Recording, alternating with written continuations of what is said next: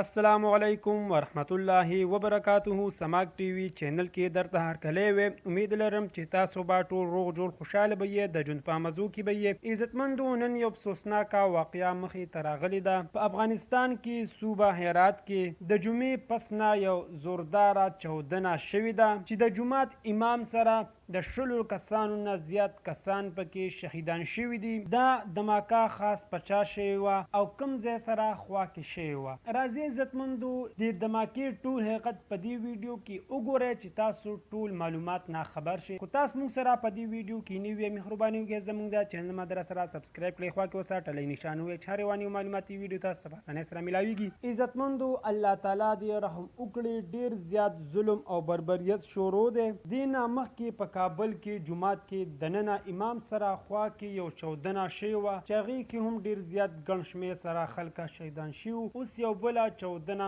په هرات کې وشوله چې د امام سره پکې د 100 نه ډېر کسان شهیدان شوي دي. الله تعالی دې مغفرت نصیب کړي او کوروالو ته دې الله تعالی د زړه صبر ورکړي. عزتمندو، چې کله د جمعې مونځ وشو، جمع وشوله، ټول خلک راووتل. امام سره خوا کې یو څو کسان ناست وو چې ګروپ په شکل کې وو، داسې 140 کسانو پورې به وو. هغې نه بعد امام صاحب او د خلکه کورونو ته راتلل. د جومات خوله کې پې دماکه وشوله. امام هم پکې شهید شو او کسان هم ورسره لاړل، شهیدان شول. پاکستان حکومت دماکې نه بعد فوراً ناقبندي لګولې ده چې دماکه چا کړې ده، دې په تکل کې روان دي. اوسه پورې لا کس یې ګرفتار کړی نه دی، مشکوک کسان یې نیولي دي. الله تعالی دې دا ظالمان غرق او تباه کړي د مخ د ځمکې نه. یا الله ته په خپل فضل پناه کړي، ځکه چې مسلمانانو ته په سکون او په ارام سره زندگی تیره نه کړه. دوستانو، دا وه زموږ د دې وخت نیو معلوماتي ویډیو. د نورو نیو معلوماتي ویډیو دپاره زموږ د چینل مدرسه سره سبسکرایب کړئ،